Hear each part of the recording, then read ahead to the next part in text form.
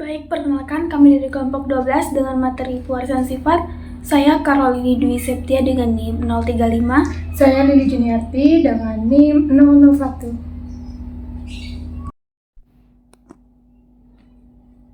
Yang pertama adalah pewarisan sifat.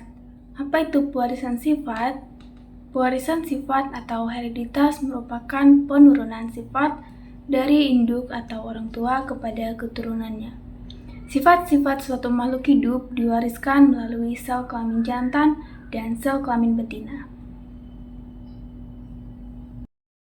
Nah, apa itu fenotip?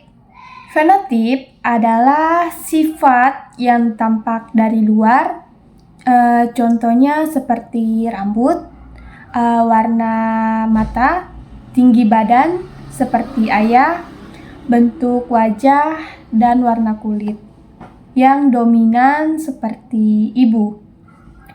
Nah, hal tersebut dapat terjadi karena adanya faktor-faktor yang diwariskan oleh induk itu sendiri.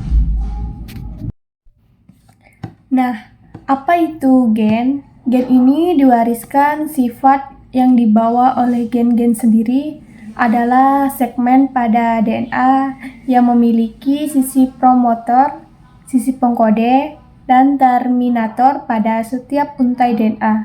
Di dalam untai DNA, terdapat banyak gen untuk mengkode asam amino, sehingga memunculkan fenotip pada individu. Nah, selanjutnya ada alel.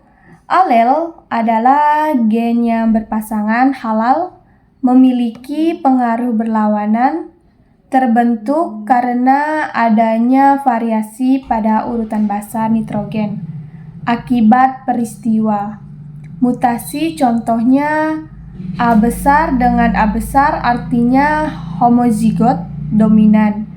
A besar dengan A kecil artinya heterozigot, dan A kecil beserta A kecil merupakan homozigot resesif.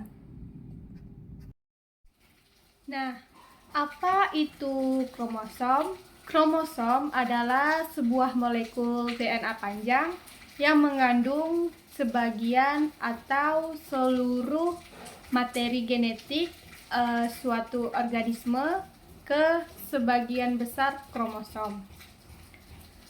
Pada eukariota memiliki protein pengemas yang disebut histon. Histon adalah protein yang ditemukan pada inti sel eukariota yang terbungkus DNA yang kemudian bersama DNA menyusun struktur nukleosom. Kromosom ini biasanya terlihat di bawah mikrocahaya hanya selama metafase pada pembelahan sel. Sebelum ini terjadi, setiap kromosom diduplikasi dan kedua salinan digabungkan oleh sentromer sehingga membentuk struktur berbentuk X atau membentuk struktur dua lengan. Nah, selanjutnya ada RNA atau asam ribonukleat. Nah, pengertiannya sendiri adalah suatu polimer asam nukleotida yang terdiri dari 4 ribonukleotida. Strukturnya berbentuk pita tunggal, tidak berpilin seperti DNA. Fungsinya sendiri sebagai penyimpan informasi. Basa nitrogen RNA terdiri dari basa purin, yaitu adenin dan guanin, kemudian basa pirimidin terdiri dari sitosin dan urasil.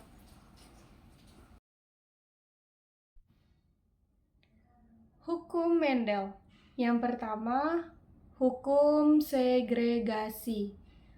Hukum segregasi adalah setiap individu memiliki 2 alel untuk setiap satu sifat dari sifat masing-masing orang tua. Yang kedua, sifat Mendel.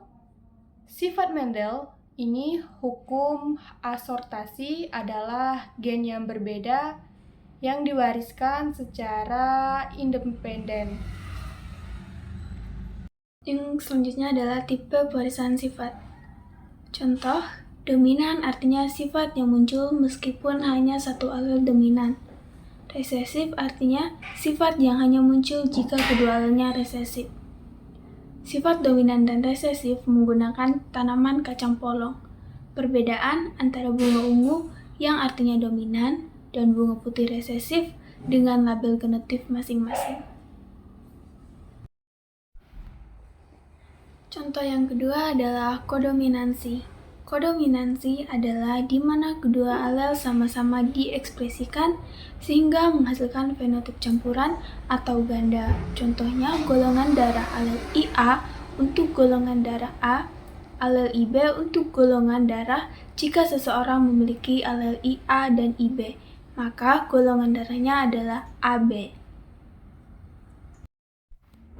Baik, selanjutnya adalah pola pewarisan non-Mendelian. Yang pertama itu ada DNA mitokondria hanya diwariskan dari ibu melalui sel telur karena sperma tidak menyumbangkan mitokondria saat pembuahan. Kedua, perubahan ekspresi gen tanpa mengubah urutan DNA.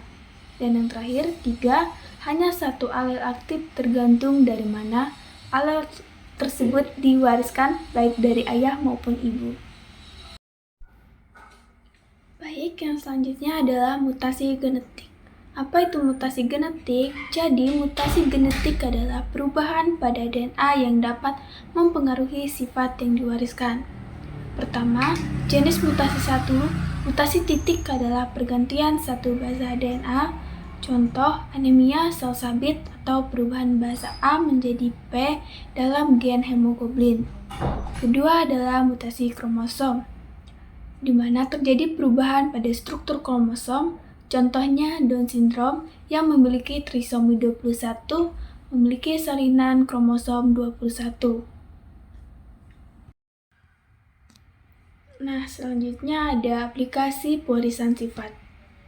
Yang pertama itu diagnosis genetik untuk mendeteksi penyakit keturunan. Kemudian kedua, pemeliharaan tanaman dan hewan untuk meningkatkan hasilnya. Dan ketiga itu mengganti gen yang rusak untuk menyembuhkan penyakit genetik. Nah, dari materi yang kami bahas, kami menyimpulkan bahwa pewarisan sifat adalah proses untuk menentukan ciri biologis makhluk hidup dipengaruhi oleh lingkungan dan mutasi berdasarkan hukum Mendel. Sifat diwariskan melalui alur dominan dan resesif.